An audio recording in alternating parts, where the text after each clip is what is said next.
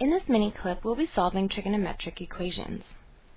While we answer this question together, you'll be solving the similar problem on your own using the same technique.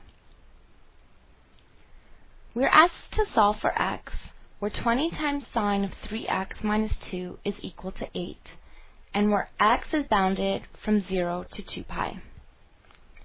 To solve this question, we first need to isolate for sine of 3x.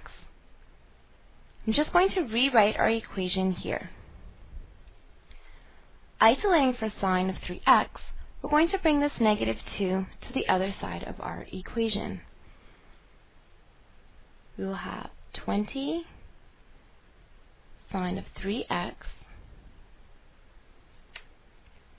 is equal to 8. And bringing this 2 to the other side will make it positive, so plus 2. This is equal to 10, so I'm going to have 20 sine of 3x is equal to 10. And lastly, I need to get rid of this 20. The operation here is multiplication, so I need to divide both sides of the equation by 20, since division is the opposite operation of multiplication. 20 divided by 20 is 1. We just have sine of 3x on the left-hand side of our equation.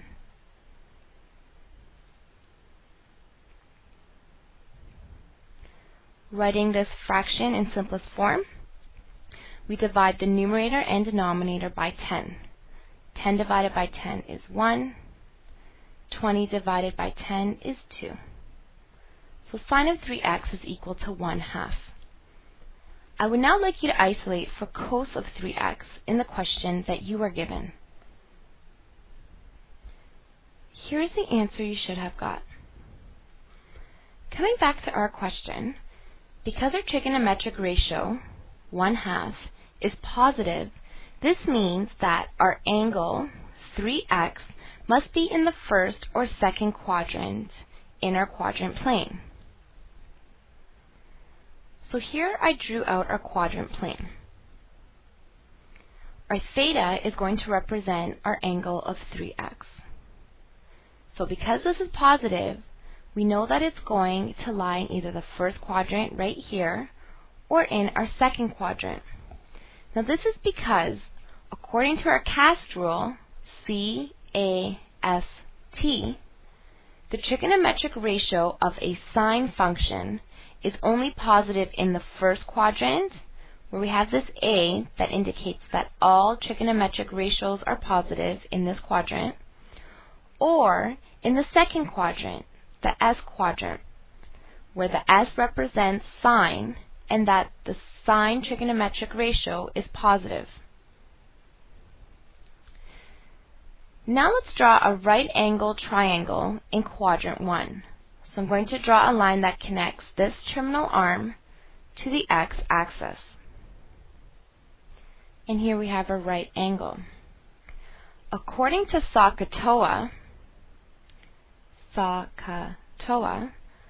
the trigonometric ratio of a sine function, so we're looking at this, the saw, is opposite, which is O, over hypotenuse. So we're finding the sine of an angle here, and we know that our ratio is equal to opposite over hypotenuse. So in brackets, I'm just going to write OPP for opposite over hypotenuse.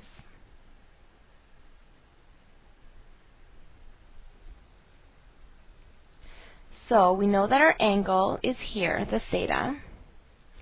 Sine of this theta is equal to the opposite side, which is this one, and we know that the length is 1 because it is our numerator here. And we know our hypotenuse is going to be 2, and here is our hypotenuse. This triangle should now be familiar to you since it is a special triangle. This side would be the square root of 3. And our angles would be pi over 6, the angle from here to here, pi over 6, and the angle from here to here is pi over 3. I would now like you to draw the quadrant plane in the question you are given, along with the triangle that is fully labeled. Here's the answer you should have got. Now coming back to our question, we realize that this angle from here to here, which we called theta, is pi over 6. Our theta represented 3x. So in fact, 3x is equal to pi over 6. So I have 3x is equal to pi over 6. But this is only our angle from here to here. We need to find our angle that is in our second quadrant. This angle goes from here all the way until this terminal arm. I'm going to indicate this in the color red so it'll be easier to see. So we start here, we go around, and we end here. Since we know that theta is equal to pi over 6, our second angle is pi, which is the angle of a straight line, minus this angle, pi over 6. So again, the straight line is pi, and we're subtracting pi over 6 here. So then our resulting angle here will be 5 pi over 6. So we put a comma. Now we'll put 5 pi over 6. I would now like you to solve for the two angles that equal 3x in the question you are given. Here's the answer you should have got. Coming back to our question, the last thing we need to do is isolate for x, because this is what the question asks to solve for x. To isolate for x, we need to divide the left-hand side of our equation by 3. However, to ensure that we don't change our initial equality, if we divide the left-hand side by 3, we also need to divide the right-hand side by 3. So we need to divide these two angles by 3 as well. So our final answer will be that x is equal to pi over 6 divided by 3. We're dividing fractions, so this is the same thing as saying pi over 6 times 1 over 3, which will give us pi over 18. 5 pi over 6 divided by 3, or 5 pi over 6 times 1 over 3, is equal to 5 pi over 18. And this is our final answer. I would now like you to solve for the final answer in the question you are given.